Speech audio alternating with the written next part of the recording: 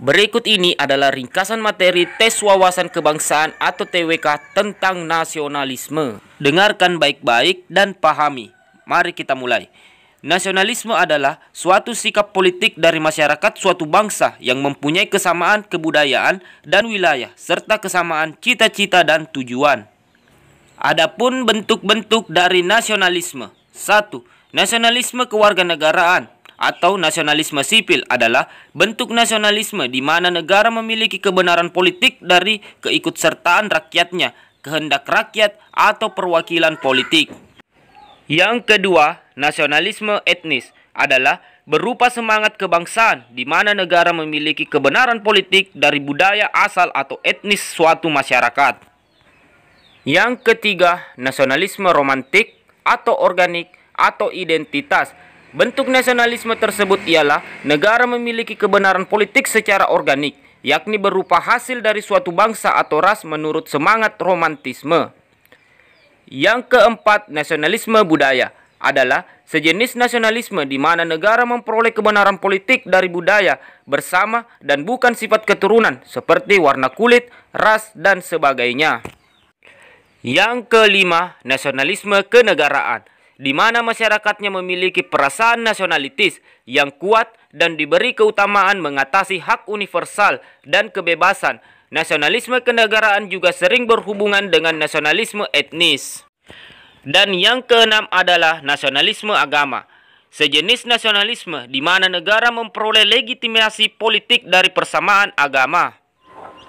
Prinsip nasionalisme. 1. Prinsip kebersamaan atau equity adalah menuntut masyarakat atau setiap warga negara untuk menempatkan kepentingan bangsa dan negara di atas kepentingan pribadi maupun golongan.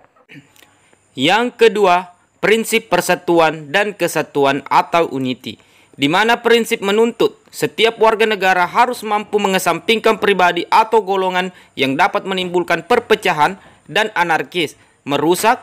Untuk menegakkan prinsip persatuan dan kesatuan, setiap warga negara harus mampu mengedepankan sikap kesetiakawanan sosial, peduli terhadap sesama, solidaritas, dan berkeadilan sosial. Yang ketiga, prinsip persamaan atau liberty. Setiap warga negara mempunyai kedudukan, hak, dan kewajiban yang sama. Karena hakikatnya, kebangsaan adalah adanya tekad untuk hidup bersama, mengutamakan kepentingan bangsa dan negara yang tumbuh dan berkembang dari bawah untuk bersedia hidup sebagai bangsa yang bebas, merdeka, berdaulat, adil, dan makmur. Lahirnya nasionalisme di Indonesia. Faktor intern. 1. Kejayaan bangsa Indonesia sebelum kedatangan bangsa Barat. 2. Penderitaan rakyat akibat politik drainase atau pengerukan kekayaan. 3. Terjadinya diskriminasi rasial. Dan yang keempat, munculnya golongan terpelajar. Sedangkan faktor ekstern. 1. Terjadinya kemenangan Jepang terhadap Rusia pada tahun 1904 sampai 1905. 2. Kebangkitan nasionalisme berbagai bangsa Asia dan Afrika. Dan 3. Masuknya berbagai paham-paham baru. Adapun sikap-sikap yang diperlukan dalam membangun karakter bangsa. 1. Adanya saling menghormati dan saling menghargai antar sesama. 2. Adanya rasa kebersamaan dan tolong-menolong. 3. Adanya rasa persatuan dan kesatuan sebagai suatu bangsa. 4. Adanya peduli dalam kehidupan berbangsa dan bernegara. 5. Adanya moral, akhlak yang dilandaskan pada nilai-nilai agama. 6. Adanya perilaku dan sifat-sifat kejiwaan yang saling menghormati dan menguntungkan. 7. Adanya kelakuan dan tingkah laku yang senantiasa menggambarkan nilai-nilai agama, nilai-nilai hukum, dan nilai-nilai budaya. Dan yang kedelapan adalah sikap dan perilaku yang menggambarkan nilai-nilai kebangsaan. Adapun perang dalam pergerakan nasionalisme di Indonesia. 1. Budi Utomo. Organisasi yang diawali oleh Dr. Wahidin Sudirohusodo yang berkeliling Jawa untuk melakukan sosialisasi pentingnya pendidikan. Selain itu, terdapat dana pendidikan untuk yang kurang mampu. Dana tersebut disebut dengan dana studi fund. Pada tahun 1907, Wahidin bertemu dengan Sutomo, mahasiswa Stovia, dan membentuk organisasi Budi Utomo pada 20 Mei 1908. Organisasi ini merupakan organisasi pertama yang didirikan oleh bangsa Indonesia dan beranggotakan mahasiswa Stovia. Berdirinya organisasi ini merupakan awal kebangkitan nasional atau pergerakan nasional sehingga ditetapkan sebagai Hari Kebangkitan Nasional. Yang kedua, Serikat Islam. Organisasi tersebut berawal dari Serikat Dagang Islam atau SDI yang didirikan Haji Saman Hudi di Solo pada tahun 1905. Organisasi tersebut dibentuk untuk melindungi pengusaha lokal agar dapat bersaing dengan pengusaha non-lokal dalam dagang batik.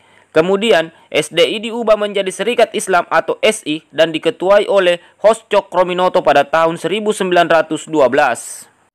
Yang ketiga, Perhimpunan Indonesia. Organisasi yang didirikan Belanda pada tahun 1908 yang awalnya diberi nama Indische Vereniging oleh Sultan Kasajangan, Suripada, dan RM Noto Suroto. Kemudian di tahun 1925 dirubah namanya menjadi Perhimpunan Indonesia. Istilah Indonesia digunakan untuk menunjukkan identitas diri bangsa dan negara serta menggantikan kata Hindia Belanda. Adapun tokoh yang tergabung adalah Muhammad Hatta, Cipto Mangunkusumo, dan Suwardi Sriningrat. Perhimpunan Indonesia berjuang dengan kekuatan sendiri dan tidak meminta kepada pemerintah kolonial Belanda. Organisasi ini memiliki majalah dengan nama Hindia Putra dan diubah menjadi Indonesia Merdeka.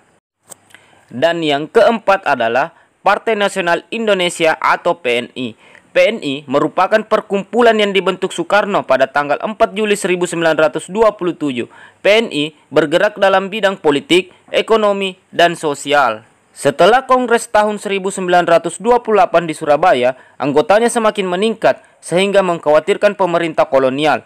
Akhirnya, pada tanggal 29 Desember 1929, 4 tokoh PNI, yaitu Soekarno, Gatot Mangkuprojo, Maskom, dan Suprenata ditangkap dan dihukum oleh Pengadilan Bandung.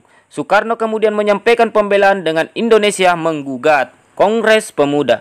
Kongres Pemuda dilaksanakan sebanyak 2 kali, yaitu Kongres pertama pada tanggal 30 April sampai dengan 2 Mei 1926.